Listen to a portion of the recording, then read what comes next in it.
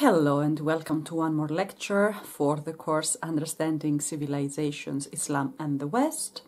In today's lecture is part one of a unit titled Contemporary Islamic Movements. So today we will see Islamism, Salafism, Al-Qaeda and the war on terror, and in the next lecture, next week for my students, we will see progressive Islam and Islamic feminism. And these are developments that chronologically might coincide, but also today's lecture will cover primarily the 20th century, and the next lecture will cover end of 20th and beginning of 21st century. So typically, as always, I want you to have in front of you the presentation, open the presentation. This is for my students that they do have the presentation. Until the previous, in the previous lecture, we saw how the European powers interfered in the Middle East in early and until mid 20th century. And the reason that, I will not go down that path, but anyway, there is a lot of information that can be passed on in these lectures, but I don't have the time, and I know that you, as students, I don't want to make it too difficult for you, because if I bombard you with information, it will be difficult for you to absorb. However, it is important for me to understand the interaction of West with Muslim majority countries or Muslim populations, because this gradually will lead us to the final lecture when we will be discussing compatibility between the two worlds.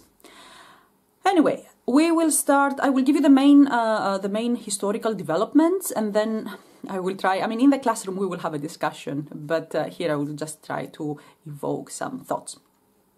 We will start with Islamism, and Islamism is being understood as a form of instrumentalization of Islam by individuals, groups, and organizations that pursue political objectives.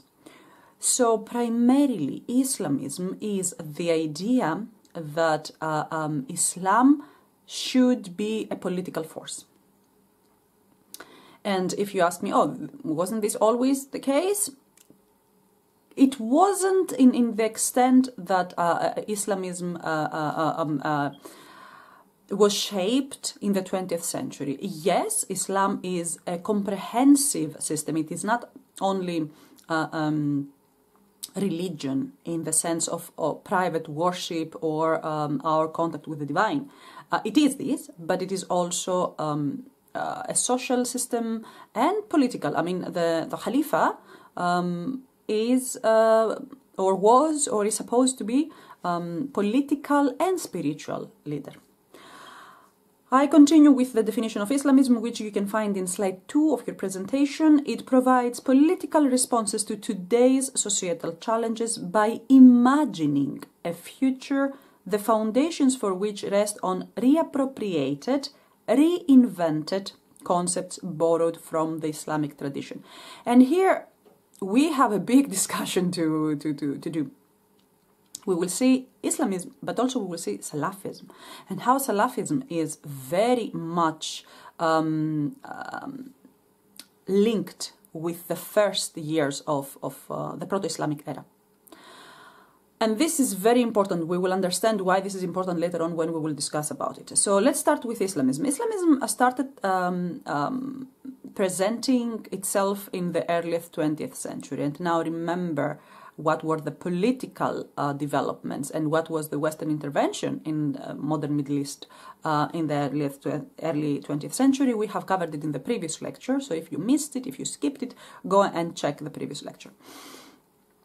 Islamism is also called political Islam for, apparent reasons, or Islamic fundamentalism is a political ideology. So here we need to understand that we are not talking about religion. We're not talking about spirituality. We're not talking about worshipping methods or obligations, the 5 pillars of Islam. We don't talk about that. Islamism is purely a political ideology. It's how Islam can be the foundation of political life.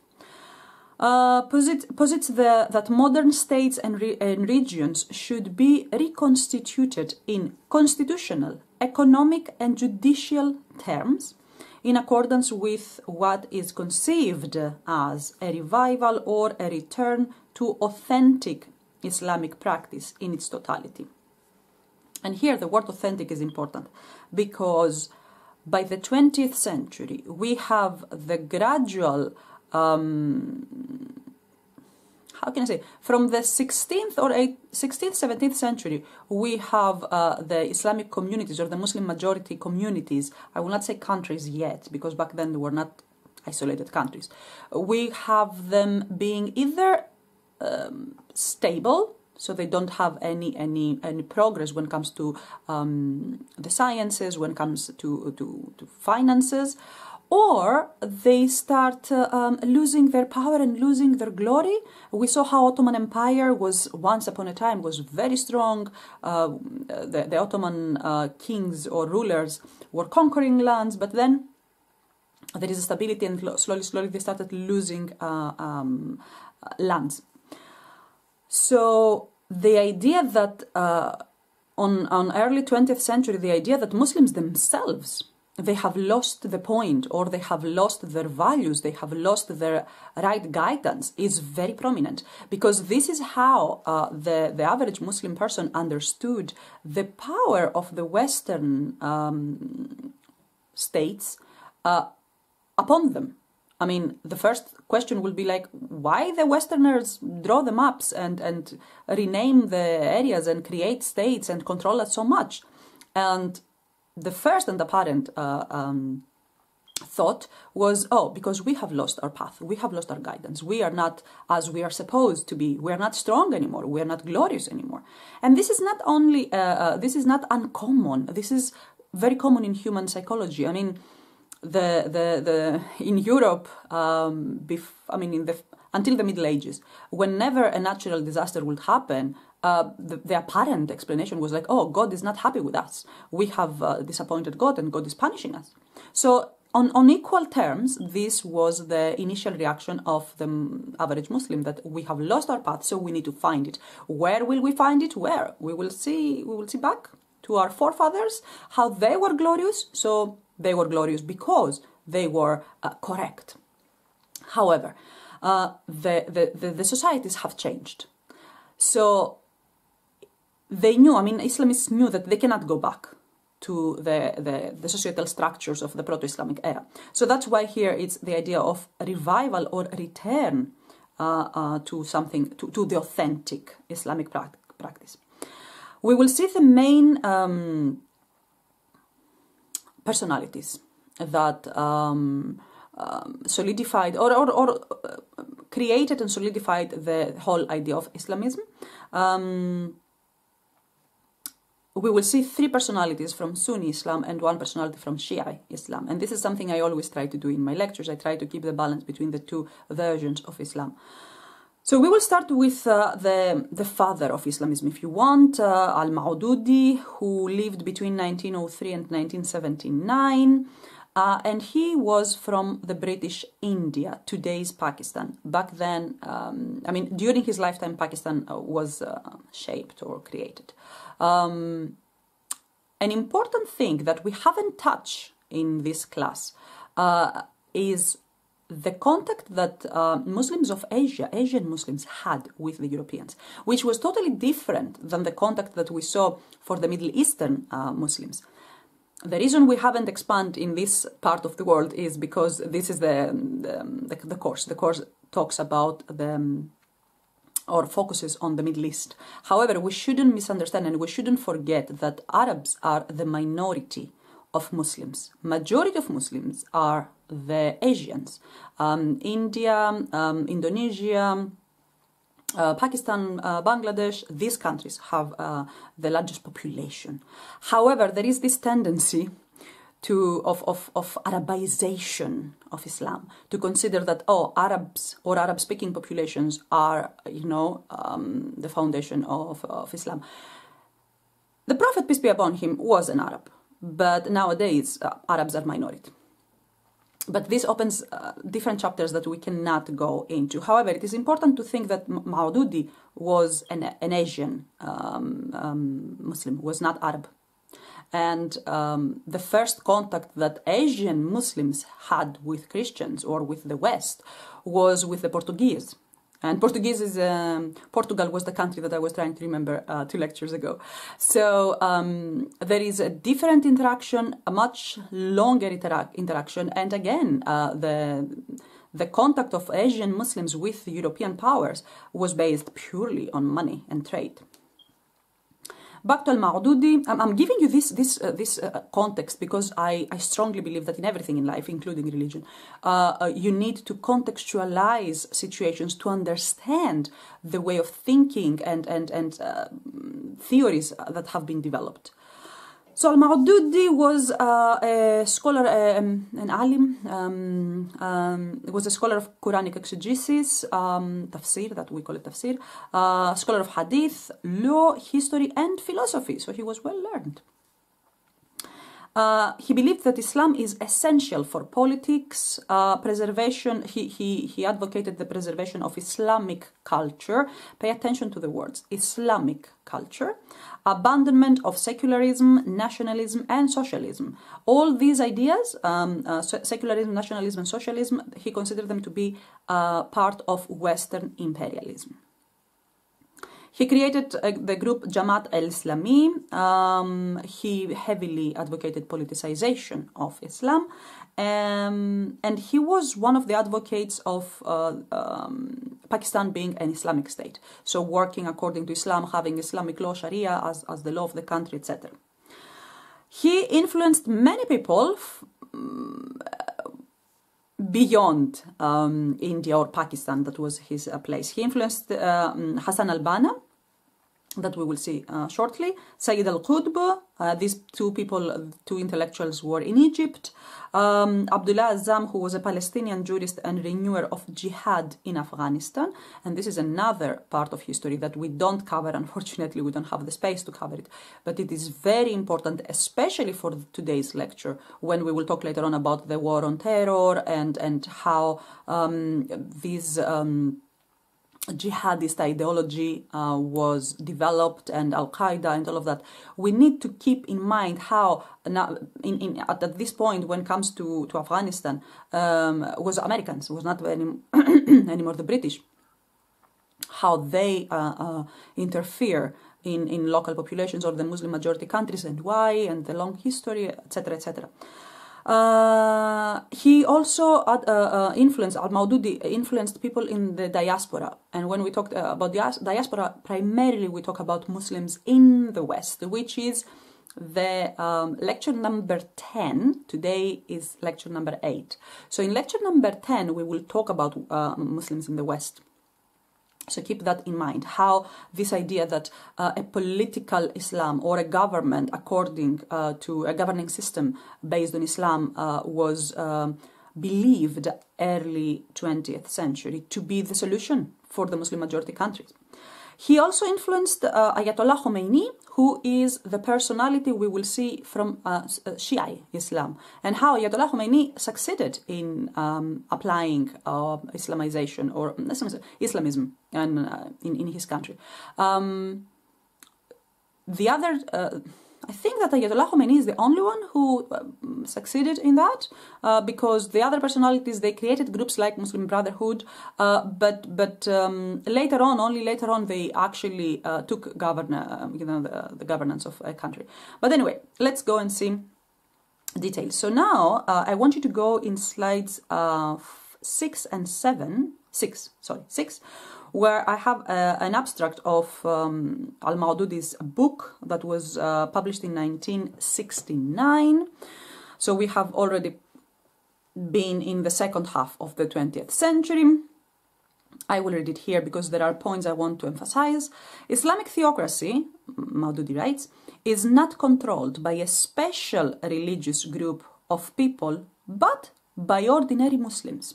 They ran it according to the Quran and Sunnah, and if I'm allowed to coin a new word, I would call it theodemocracy. It would grant limited popular sovereignty to Muslims under the paramount sovereignty of God. In this state, the executive and the legislature would be formed in consultation with the Muslims. Only Muslims would have the right to remove them. Administrative and other issues regarding which there are no clear orders in the Sharia would be settled only with the consensus of Muslims. If the law of God needs interpretation, no special group or race, but all those Muslims will be entitled to interpret who have achieved the capability of interpretation. And here are two main points that I want us to pay attention. One is the idea of democracy. We see that Maududi puts the second part of his new term, the term is theo-democracy. So he emphasizes a lot on democracy. And he emphasizes on consultation among the Muslims, which is a practice that the Prophet, peace be upon him, was following. So the Prophet, when he had to take a decision, he will always consult his companions. Now, that doesn't mean that he would always take the decision that the companions wanted, but he would consult them. And Maududi here emphasizes that all Muslims and Muslims will be able to remove. But we need to think to what extent this would be feasible. And when he says Muslims, which Muslims? He doesn't really clarify. Muslims that will be, it couldn't be all Muslims, because by the early mid-20th century, we have billions, maybe a billion. Now, today, it's 1,700,000,000. So, should be a billion or approximately a billion people. You can't consult with all the people. So, what would be the criteria of those selected to be consulted? Would it be gender-based? Would it be knowledge-based? Would it be wealth-based? So, Al-Maududi gives a general idea, but there are many questions and many details that need to be clarified. Also, pay attention how he mentions that no special group or race, but all Muslims. And here again, we go back to the Arabization of Islam. Maududi is not an Arab. And his idea that any Muslim or every Muslim is equal to everyone else, and that no group and no race should be above any other, that rings a bell about how he, as a non-Arab Muslim, he tries to bring equality within the orders of Islam, within Islam. We will continue, this is all with Maududi, we will continue with Hassan al-Banna. Hassan al-Banna was born in 1906 and died in 1949. He was Egyptian, he lived in Egypt. Professionally, he was a school teacher, he was an imam. And here we need to remember that an imam in Sunni Islam is someone who leads prayers in the mosque, which is different than what an imam is in Shia Islam. That an imam in Shia Islam has a certain authority and should should belong to the lineage of the family of the Prophet. He's best known for creating the Muslim Brotherhood, an organization that still exists in Egypt and also has spread in other Muslim majority countries and exists with different names, under different names. Muslim Brotherhood is one of the largest and most influential Islamic revivalist organizations. He had a modern ideology based on Islam. He advocated the idea of Islamization of economy, a state and a society with Quran being the only acceptable constitution of a state. And pay attention, Hassan al-Banna wants the Quran to be the only acceptable constitution of the state. He doesn't say anything about the Hadith. He was, of course, criticizing the Western materialism, the British imperialism, and the traditionalism of Egyptian ulama. Now here, again, in aim to understand Banna's ideas, we need to have a knowledge of the Egyptian state and the Egyptian society back then, how the British were heavily controlling Egypt financially, not so much socially. Socially, the Britons in general The British Empire in general did not want the places that was controlling, didn't expect the people to assimilate or to become British-like or something. British were like, we are here for the money. They left the local populations exercising their own traditions, their own religious practices. They didn't interfere that much. And this is important for lecture number 10? Yes, number 10, when we will talk about today's realities in West, how Muslims in the West live and how they are being treated by the countries that they live in. So, yes, it is good to have a background knowledge of the Egyptian history of the early 20th century. Unfortunately, I cannot go into depth again because I want you to understand Islamism and Salafism right now. I don't want you to go, I don't want to make the lecture too heavy, but if you have the curiosity and the time, it will be good to understand. He appealed to Egyptian and Pan-Arab patriotism, and we will see Pan-Arabism in a while, but rejected Arab nationalism and regarded all Muslims as members of a single nation community. So here we have Pan-Islamism with Hassan al-Banna. And let me tell you very briefly something about Pan-Arabism and Pan-Islamism. Pan-Arabism started by, I think he was Lebanese, by a person who contributed heavily into the creation of modern standard Arabic, what we call Fusha today, which is a modernized version of classical Arabic. Classical Arabic is the language of the Quran.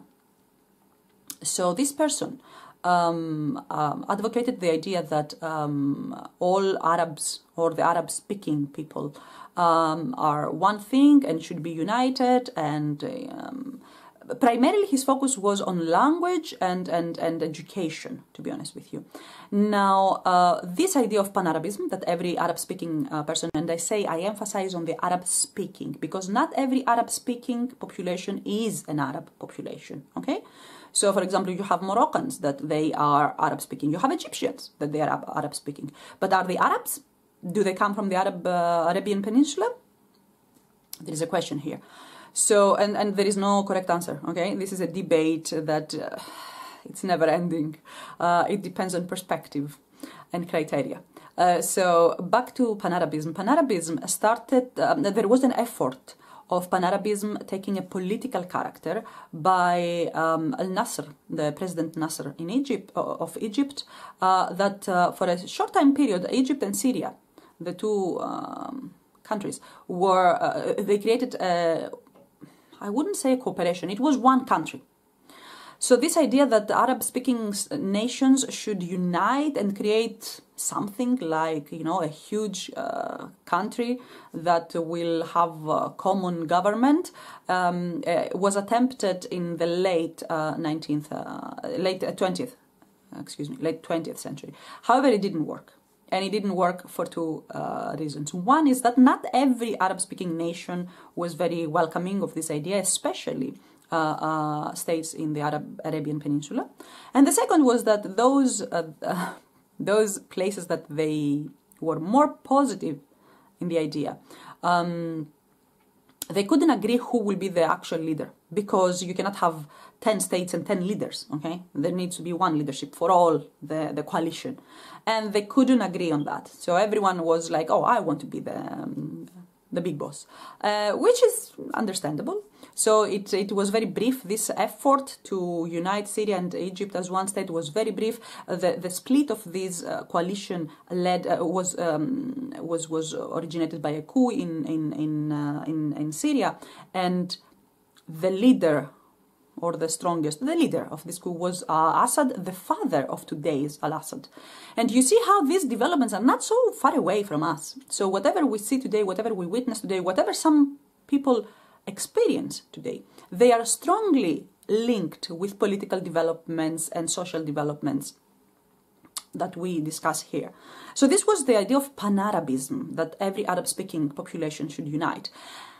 A brother or a different ideology that developed at the same time was Pan-Islamism. what Maududi and Al-Banna advocate, that every Muslim population, so the criterion should not be the language, Arabic as a language, and keep in mind Maududi was not writing in Arabic, okay? Because he was not speaking Arabic. Asian Muslims don't speak Arabic. Parallel to Pan-Arabism, we have the Pan-Islamism, the idea that no, it's not the language that should define us, it's the religion. So every Muslim should unite. Hassan al-Banna advocated that all Muslims should be a single nation community, which is the idea of Ummah. So the idea of Ummah in Islam is this idea that every Muslim, regardless of nationality, language, belongs in the same community. Now, to what extent this community is homogeneous is another question which I hope until the end of this course you will have the answer. Hassan al-Banna was a pacifist, believed that everything or the changes, the societal changes should happen through charity, through education, etc. And we have 4 aims from a pamphlet that was published in 1930s about Muslim Brotherhood's objectives. And we see here, we read from the pamphlet that one was to combat ignorance, poverty and disease. And I remember that in the lecture, some of my students are shocked by this objective. It was like, poverty and disease, how? Well, Muslim Brotherhood started as a charity, as a charitable organization. And to a certain extent, and I know personally until 2011, in Egypt, okay, I need to give you a background context. So in Egypt, majority of the mosques are under the supervision of the Ministry of Endowments. And this supervision means that the imams are being hired by the ministry and they are being given guidelines about how and what to preach. There is a minority of mosques that belong to Muslim Brotherhood that the Ministry of Endowments does not control, and even less mosques of Sufi mosques. And why do I mention the Sufi mosques? You will understand later on. We will come back to the Sufi mosques. But for now, we will stop a bit and talk about the Muslim Brotherhood mosques. So what would happen traditionally in these mosques is that every Friday after the sermon, the weekly sermon, those mosques will give fruits and vegetables to the people, will give medication to those that they are ill or it's known that they have someone sick in their family. The reason being that poverty in Egypt is exceptionally high. Yes, there are these high-class people that they have a lot of money. And then there are the middle upper class people that they have okayish money. But the majority of the population, they are not well off. There is no welfare system. There is no. There are no provisions. So once you find yourself and unemployment is exceptionally high. We have a large number of young people, and this, again, the ideal job for a person in the Muslim majority countries is to work for the government. But the rate of births is such that we have countries that they are full of young people that they don't have a job. The market cannot absorb them. So this situation existed since the mid-20th century and continues until today.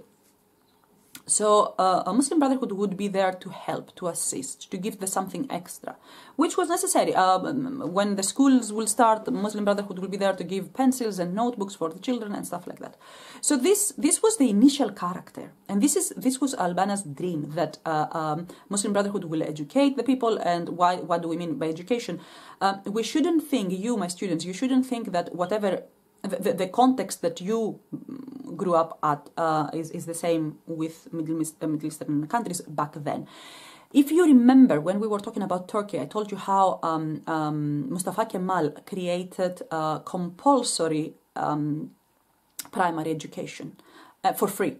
So education was not something that people could easily access back then. And also it was the question of quality of education. What is being taught in the schools? By whom is it? The curriculum is created by whom?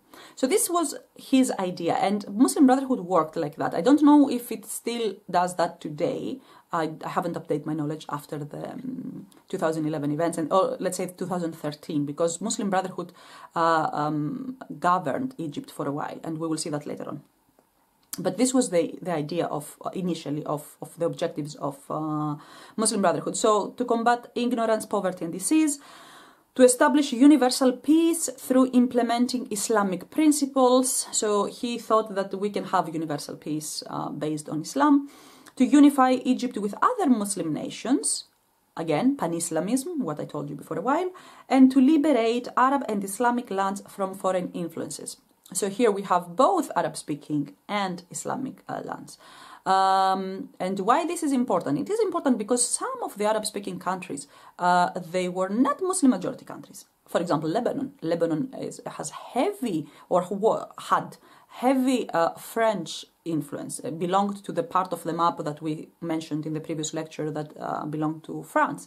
So it was the number of Christians. I think that for a while Christianity was the majority, religion of majority. Allow me to plug my laptop, please. And we continue.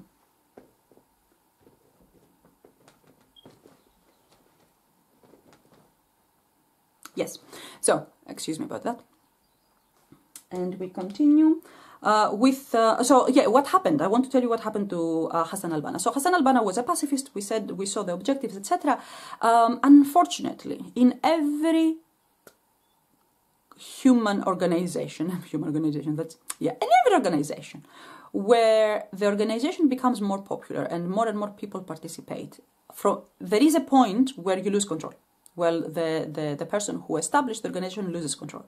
And this is true for every organization. My students, you are still young. When or if you will try to participate in organizations, you will understand that. So what happened is that a fraction of Muslim Brotherhood didn't totally agree with the pacifist ideas of Hassan al-Banna. And they had the idea that, no, we will achieve these things through fight, through war. We need to fight. This military wing, let's say, of Muslim Brotherhood, someone from this military wing decided to assassinate Hassan al-Banna. So practically Hassan al-Banna was killed by his own people based on differences in the means that Muslim Brotherhood should achieve its objectives. Which shows you a lot about human nature, etc. Anyway, let's continue with Sayyid Qutb. Sayyid Qutb was born exactly the same year with Hassan al-Banna and was executed in 1966 by the Egyptian government. Sayyid Qutb was a prominent member of Muslim Brotherhood, and he belonged to this, or the idea was that he entertained better the idea of violence. He was an author, an educator, Islamic scholar. He wrote some Quranic exegesis and theorist, revolutionary poet, and leading member of Muslim Brotherhood. He advocated violence. He advocated violent, offensive jihad. Here I need to explain jihad a bit, because it is a term that scares many in the West and is misunderstood by many in the world in general. So jihad primarily meant struggle. And when we say struggle, we mean struggle primarily with ourselves. So for example, I have an addiction and I want to stop this addiction. This will cause me pain and discomfort. So this is jihad against myself. The idea of, okay, it's difficult to wake up 3 o'clock in the morning to pray, but it is one of the obligations. So you have to struggle against your instinct to sleep in aim to wake up and perform your religious obligation. So the idea of jihad, as it appears in the Quran, is the idea of struggling with your lower self to achieve the higher spiritual experience. So the word jihad itself means struggle.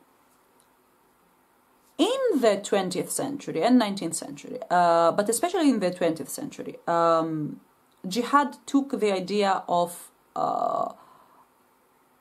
armed conflict or violence or fight.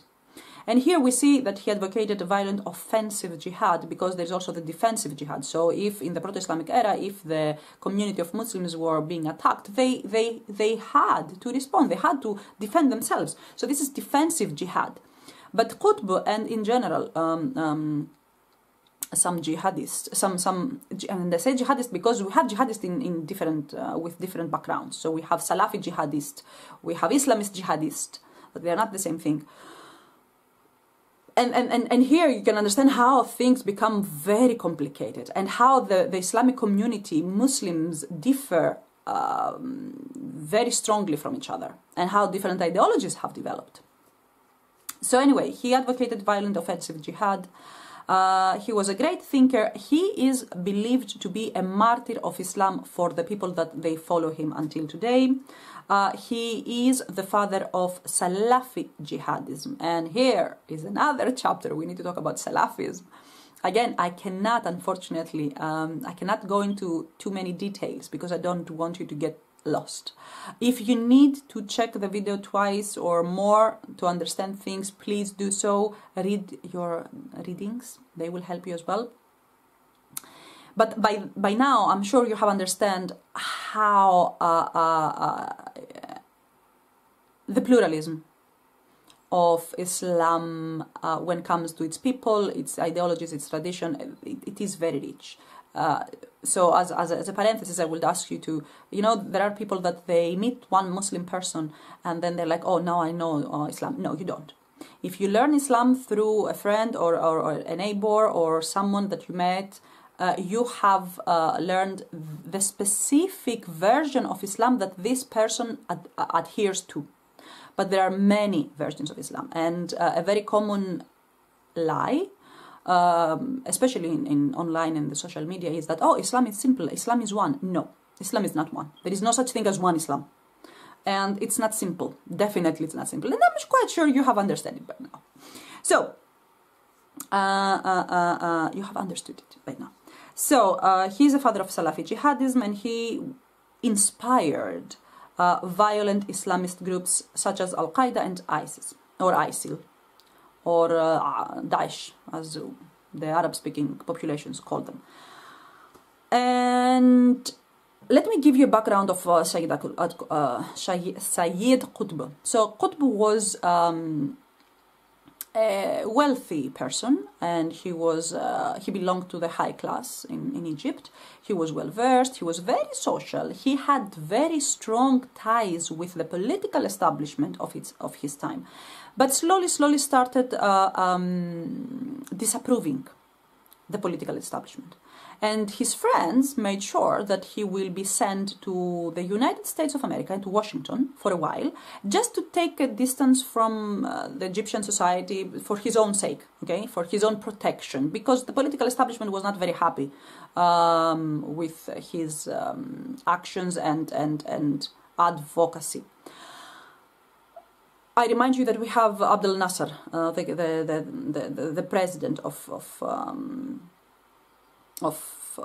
Egypt back then. So Sayyid al-Qutb went to the US, he observed the society, of course he disapproved of the society, he found the culture of the United States to be materialistic and obsessed with violence and sexuality. Now, when we talk about sexual pleasures, for example, that he spoke of, what he meant, and if you read his writings, you will understand that, is that, for example, he found unacceptable the fact that males and females were dancing, holding each other close, because this is something that is not permitted in the foundations of Islam. So women and men that are not married or family are not supposed to be so close as how they are in dancing.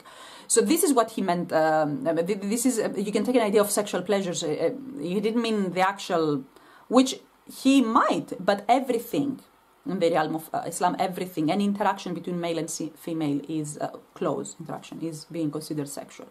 Also, he witnessed an accident in an elevator and he was shocked by the reaction of the people.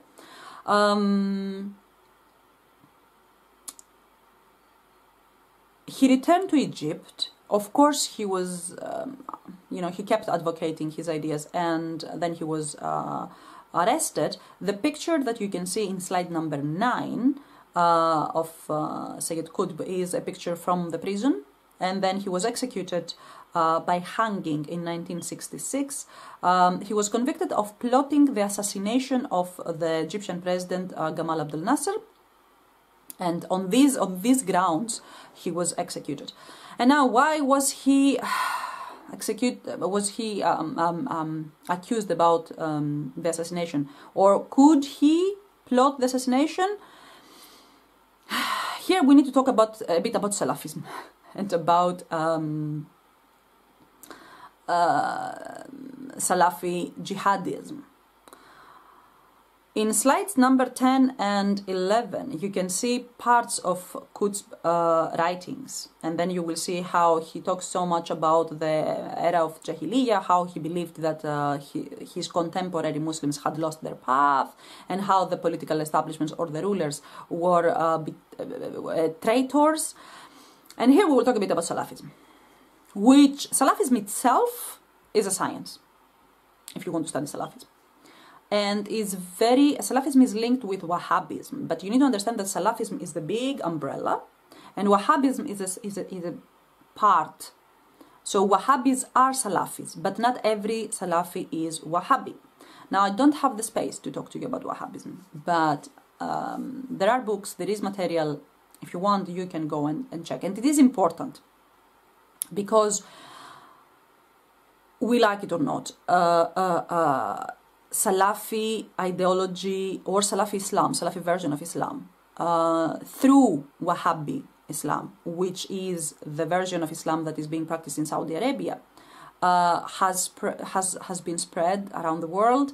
And the general idea of Islam that Westerners, non-Muslim Westerners, have today is Wahhabi or Salafi. So it's very typical for people to assume that music is haram, is forbidden, or that pictures are forbidden, or that you remember when we were talking about the Islamic art, how I mentioned that depictions of living creatures is considered to be haram. These things are considered to be haram in Salafi understanding of Islam, but not every Muslim is Salafi. Anyway, let's focus on Salafi, and let's continue here. Why Wahhabism, which is form of Salafism, is important? Because Saudi Arabia has the money, and Saudi Arabia has for the last 50 years, 2020, 50 years, has financed the spreading of Salafi ideology in many countries, or Wahhabi ideology. But they don't like, non-Saudi Muslims, they don't like the title Wahhabi because it is directly connected with Wahhab, the personality. So they prefer Salafism. And Salafism stems from the word Salaf, Salaf Salih. Salaf means the forefather. And when Salafis talk about Salaf, they talk about the first 3 generations or 4 generations of Muslims right after the death of the Prophet, peace be upon him. And we talked, I mentioned briefly that at the beginning when we were talking about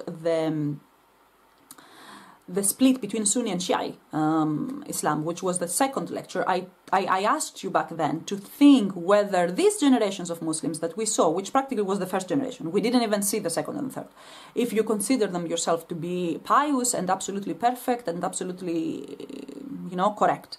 So the Salafis, they advocate the idea that we need to live the way the first 3 generations of Muslims used to live. Now, do they practice that themselves? Let me tell you. Of course not.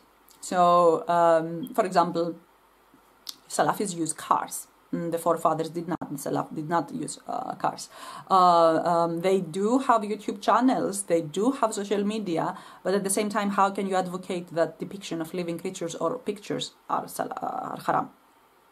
Now, here I need to clarify something. Not every Salafi is the same. So within the Salafi ideology, there are variations. For example, Salafi Jihadism is a branch of Salafi. Not every Salafi is violent or advocates violence. There is a personality, I will not mention the name because I don't want to make advertise it, but there is a Salafi personality that I follow and I like very much because his speech, his messages are pure and correct. There are a couple of topics that I disagree with him, but in general, he is a Salafi, but he is also rational. He's logical. He gives messages that we need as community and as people. There are other Salafis that I absolutely, totally disagree. I cannot even bear having a discussion with. So Salafis advocate the idea that, oh, we follow the Salaf Salih, the forefathers, which some people consider it to be, that they present themselves as the only Muslims that they do that, but they're not the only Muslims. The difference is that other type of Muslims, they understand that we need to contextualize everything and we need to understand that society develops and changes and we need to change accordingly. Whereas the Salafis are like, no, it doesn't matter. We have to live with the standards of the 7th and 8th century before in Common Era, so the 1st and 2nd and 3rd century Hijri, because that's the correct way to live. One of the very negative things that Salafis do, and every Salafi does that, is that they exercise takfir. Takfir is the action of denouncing someone from being a Muslim. So the idea is that, oh, if you don't understand Islam the way I understand it, the Salafi person, if you don't practice it the way I practice it, then you are not a Muslim. And this is very dangerous. For example, Salafis, they are hostile towards Shiites, towards Sufis. And here comes, remember when I told you before a while that in Egypt we have some Sufi mosques. And when we were talking about Sufism, I told you how Sufis practice different forms of dhikr. And I mentioned, if I'm not wrong, I mentioned the Egyptian model where they go and they close themselves in a cell and they stay there for dhikr. It is common that we have Sufi mosques in Egypt being bombed, and guess by whom? So they are against any other type of Muslims. For example, in the next lecture we will see progressive Muslims. Yes, guess what? We are not being considered, or progressive Muslims are not being considered Muslims. So if you are not a Salafi, if you are anything other than Salafi Sunni, they consider you not to be a Muslim. And given the idea that many Salafis are violent, they do advocate violence. They understand that this gives them the right to harm Muslims that they don't consider Muslims. And here comes the political power. So Salafi ideology, and it will be useful later on when we will talk about Muslims in the West. So Salafi ideology, one of the principles of Salafi ideology is that, the rulers or the governors of today's Muslim majority countries, and especially the Western countries, they are not Muslims. So for the Muslim majority countries, the idea is that, they are nominal Muslims, Muslims by name, but in reality they are not Muslims. So we don't recognize their power and their governance. And when it comes to the Western world, the idea of Salafis, only Salafis, not every Muslim, okay, is that, they're not Muslims, so their governments, their idea, their rules, their laws should not be followed by the Muslims. But we will talk about that later on in lecture number 10. For today, to go back to the way, and you see how with Qutb, Islamism and Salafism start merging together. So the lines between Islamism and Salafism are not clear. I don't want this lecture to become too heavy, so I will try to skip parts. Please go to slides 10 and 11 and read Qutb's ideas. And we will stop for a while. We will stop talking about Sunni Islam, because Salafism is Sunni Islam. I told you how Salafis don't recognize Shi'is as Muslims. We will go a bit for a while in Shi'i Islam. We will go to see Ruhollah Khomeini, who was born in 1900s and died in 1989. We know him better as Ayatollah Khomeini. And here, I need again another parenthesis. I need to explain to you a bit the word Ayatollah. So Ayatollah is not a name, it's a title. Like if we say, for example, president, or if we say king, or whatever. Now in Shia Islam, we have seen how authority is totally different than in Sunni Islam. But we have seen some certain terms have different connotation. When it comes to Shia, in Sunni Islam, there is no hierarchy. So in Sunni Islam, anyone who knows the Quran and the Hadith can start having followers and be a scholar, considered a scholar, and have legitimacy and authority. In Shia Islam, this is not the case. In Shia Islam, someone to be considered an Ayatollah, to take the title of Ayatollah, needs to go through rigorous training for many years, in specific establishments. So everything he learns needs to be confirmed, and only then he takes the title Ayatollah. And still, after he will take the title Ayatollah, he needs the legitimacy of the people. So you might have, you might have 2 or 3 Ayatollahs at the same time. The one who is more legitimate is the one who has the greater number of followers. And people, Shia Muslim, lay Muslim believers, they are free to choose the Ayatollah that they prefer, that they are more inclined towards. So back to Ayatollah Khomeini, he was, because he's dead now, he was an Iranian political and religious leader. He led the 1979 Iranian Revolution, and he was the founder of the Islamic Republic of Iran after the end of the Persian monarchy. And here, again, we need to have a background knowledge of what was happening in Iran back then. So we have Shah. Shah means king of Iran before 1979. Again, the Shah was very much westernized himself, and he was trying to westernize the local society with, of course, the support / control of the European powers.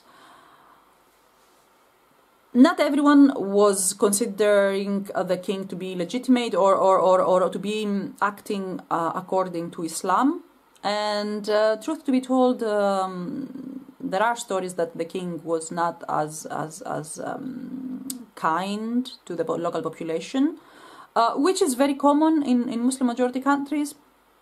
But anyway, Khomeini back then was not in Iran, so he was here in the West, and he orchestrated the revolution.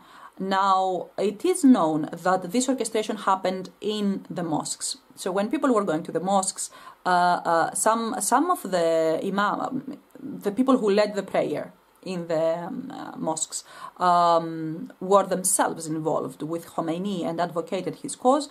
And there was a huge movement of youth, of young people, of young men, that they would go into the mosque and they would talk about the revolution. So regardless of what the leader of the prayer or the leader of the sermon would say. So, and also there was financial, so people contributed in the cause of the revolution financially. So this was happening in the mosques in Iran. Eventually in 1979, when the revolution happened and the Shah was sent away, the king was sent away, Ayatollah Khomeini returned. You can find in YouTube videos about the airplane that brought him to Iran. It's contemporary history, I would say. So you will see how things developed.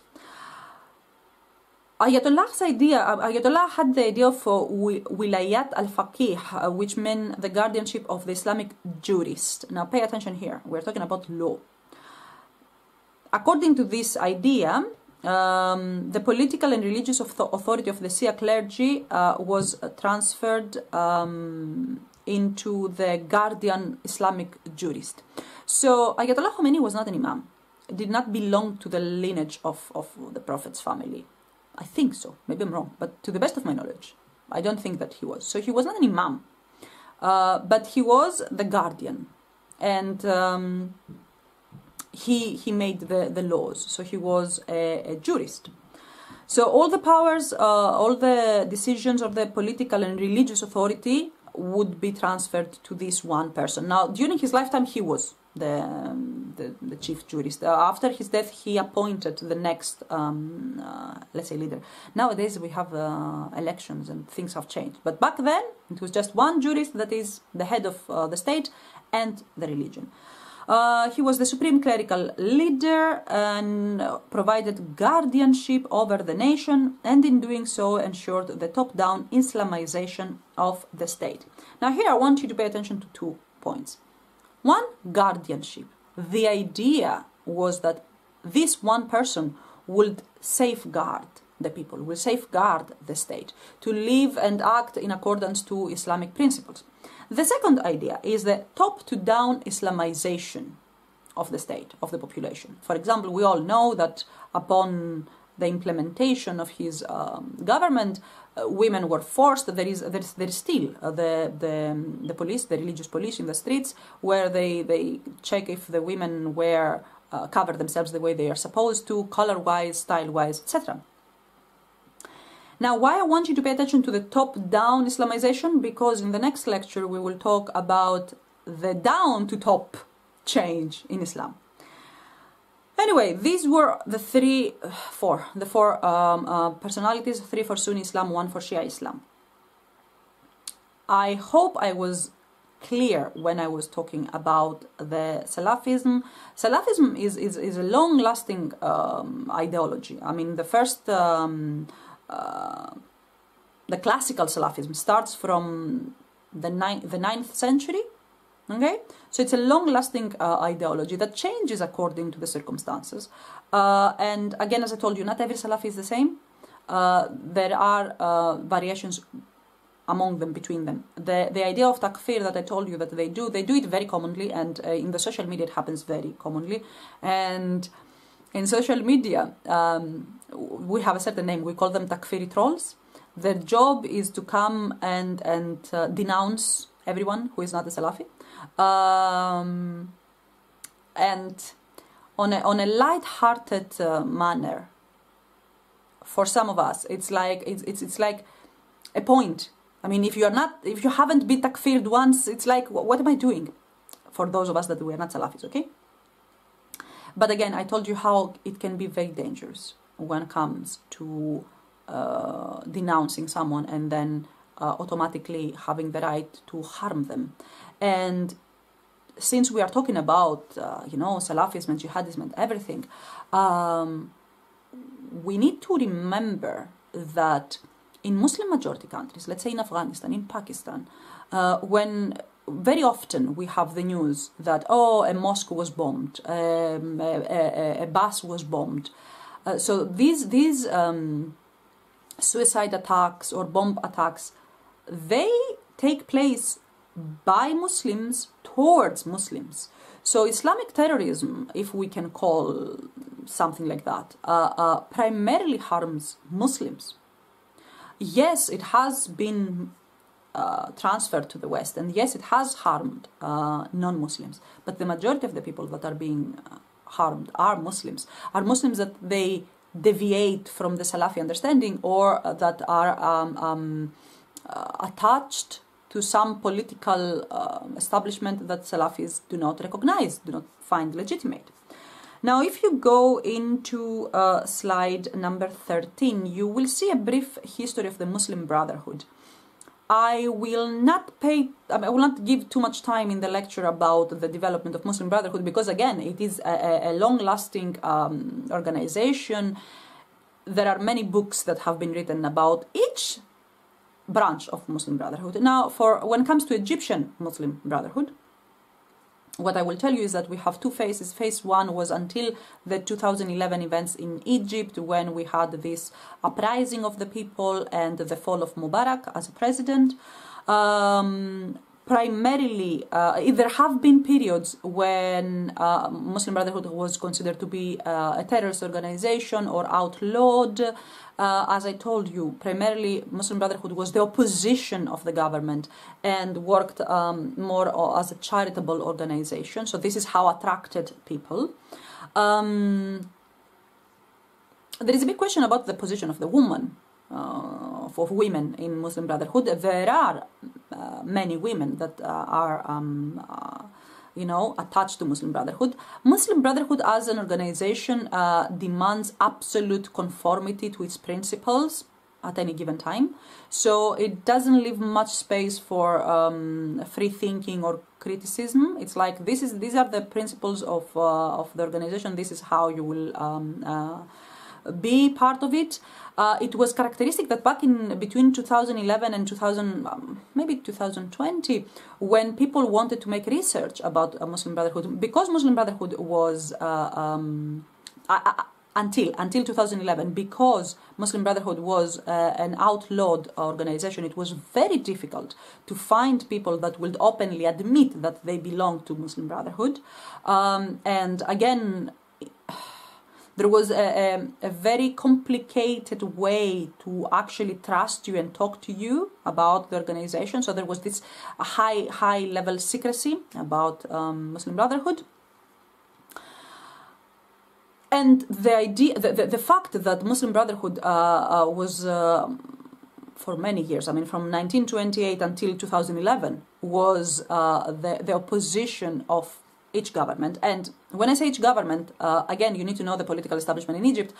We have different presidents, but all of them, they are military men. So practically it's the military that controls the country. So what happened in 2011 after the fall of Mubarak is that elections happened and Muslim Brotherhood won the election. So we had the first time in history that... Excuse me, I'm trying to remember the name of the president, but I can't. So I will use technology. Mohamed Morsi. So Mohamed Morsi became the first Egyptian president that belonged to Muslim Brotherhood. Now, he was in office from 30th of June 2012 until 3rd of July 2013, practically for 1 year, stayed there for 1 year. After 2013, let's take it as a brief historical background, and because it's very, very contemporary history, some of these events, I mean, we all experience them, those of us that we have contact with Egypt, and some others just, you must have watched it in the TV or something. So what happened is that elections happen, Morsi becomes the president. But there are two elements we need that contributed in the fall of Muslim Brotherhood from the government. One was the fact that Muslim Brotherhood was too comfortable being the opposition. Therefore, did not have an actual plan for being the government. So it was too comfortable in criticizing the government and trying to show the wrongdoings of the government, but themselves, they were not trained to be the government. Another element, very important element that we should not forget is that Mubarak was a person. Mubarak was a face, okay? When Mubarak fell, it didn't mean that the military lost its power. And the military, for those of us that they know how things work in Egypt, the military is not purely soldiers in the streets. The military controls the biggest industries. So the economy, the Egyptian economy, depends or is being run by the military. So the idea that, oh, Mubarak fell, so the military fell, this was a lie. The military remained strong. The shadow state, as we call it, it was there. So what hopes did Muslim Brotherhood have from being outlawed, suddenly being the government? Anyway, it didn't work very well. And 2013, it was the people that protested against Morsi's government, and the military took over again. So it was very short-lived, the period that Muslim Brotherhood remained as government. And again, now it's, I believe that now it's outlawed in Egypt. I will not go into details into the changes and the power struggles that Morsi had to undergo. Morsi, by the way, died in prison. So in 2013 was put in prison, and he died, I think, maybe a year or 2 years ago in prison, unfortunately. I will not go into details in the struggles because, again, I will overload you with information that it's not necessary for this course. But primarily, there were primarily financial struggles. I already told you about Salafism. I told you that they follow the paradigm or the way of life of the Salaf Saleh. The way they understand religion is very much literal. So, for example, there is this incident in the Quran. At some point, there is a mention that the hand of Allah. So, Salafis, they understand that as that Allah has a physical, a human-like physical existence, and does indeed have a hand, which is a bit, but that's the way they understand things. They have they rely heavily on hadith. And remember when I told you at the beginning, the first lecture, that hadith is not only the words and the actions of the Prophet, it's also the words and the actions of companions of the Prophet, or people up to the first 3 generations. So Salafis rely heavily on Sunni version of hadith. And if you need, go back to the lecture about hadith to see the questions and debates we have today about hadith. Another thing that Salafis do is that they don't consider the context.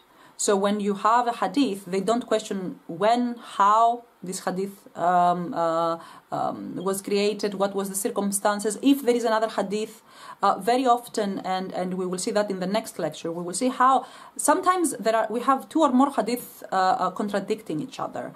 So what Salafis do is that they pick and choose the hadith that serve their own purposes, and they turn a blind eye to other hadith, or even the Quran. Sometimes the hadith contradict the Quran, but they distort the Quran to make it look like if it serves their purpose. In slides 15 and 16, you can see a historical development of Salafism. We have the classical Salafism, and today we have what we call neo-traditional Salafi movement, and it is strong here in the West as well. We have Western converts of Islam that they are neo-traditional Salafis. Again, I will not mention names, not to hurt sensitivities, but yeah, they exist. You can,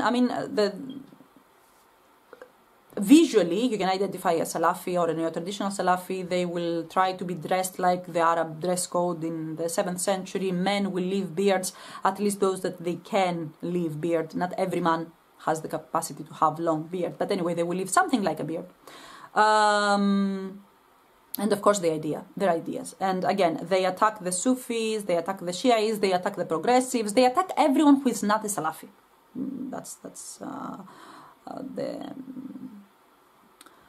They do dawah. Dawah is proselytization. So the idea that you will talk to non-Muslims to make them Muslims. So Salafis do that a lot. For some reason, they have this internal insecurity that Islam will, I don't know, we need to be as many Muslims as possible or something. Of course, they consider music to be haram, and but anyway, we will not talk anymore about that.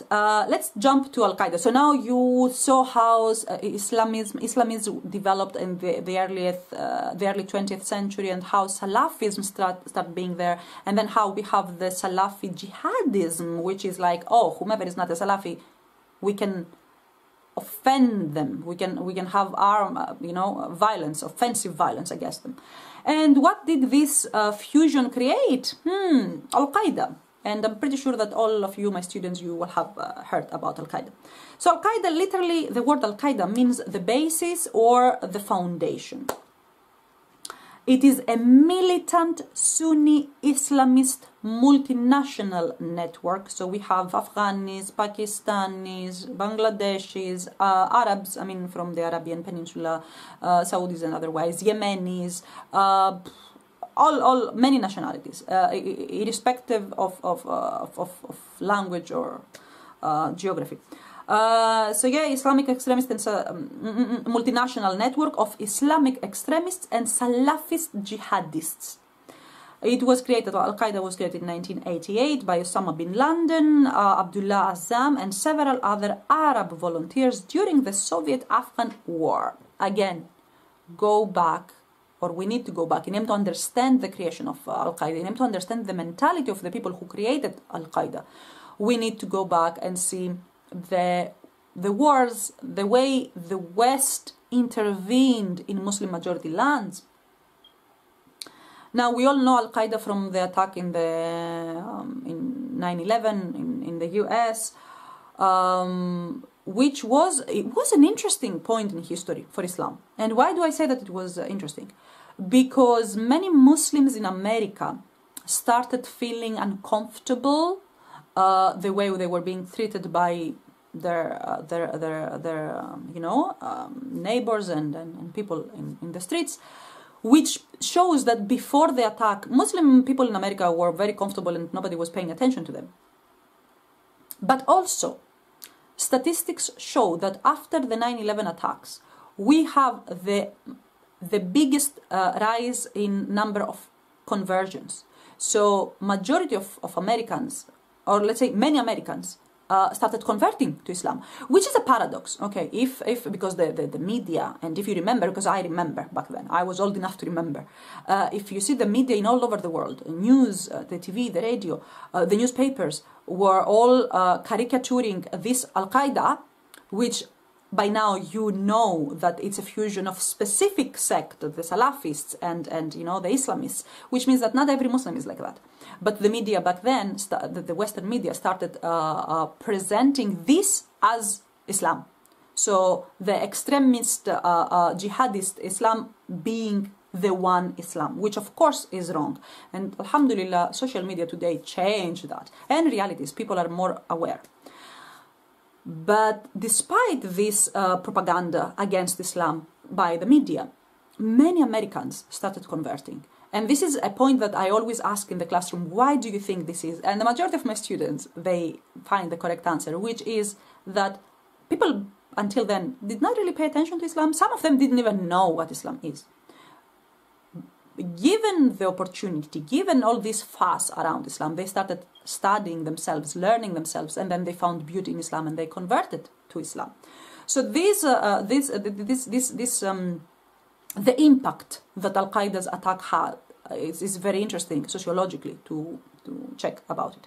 Of course, what this incident caused was an opportunity from America and other powers, other political entities, to intervene even more. So War on Terror is an ongoing, it's still functional today, international military campaign led by the United States after the September 11 attacks. And the idea was like, oh, they are terrorists and we need to protect ourselves from a possible future attack. So let's go back to these lands and exterminate Al-Qaeda, etc. Now this is interesting. I'm resting. This is interesting because the first war on terror didn't happen, the first act against war on terror didn't happen in 2011, happened in 1998 in Yemen, which is interesting. Then we have the intervention in Afghanistan, 2001, and lasted until this year, 2021. Recently, the American troops were, left Afghanistan with everything that caused. We have intervention in Pakistan with the excuse of searching for Osama bin Laden. We have the war in Iraq in 2003, which was devastating. And we're talking about Iraq. Not talking about...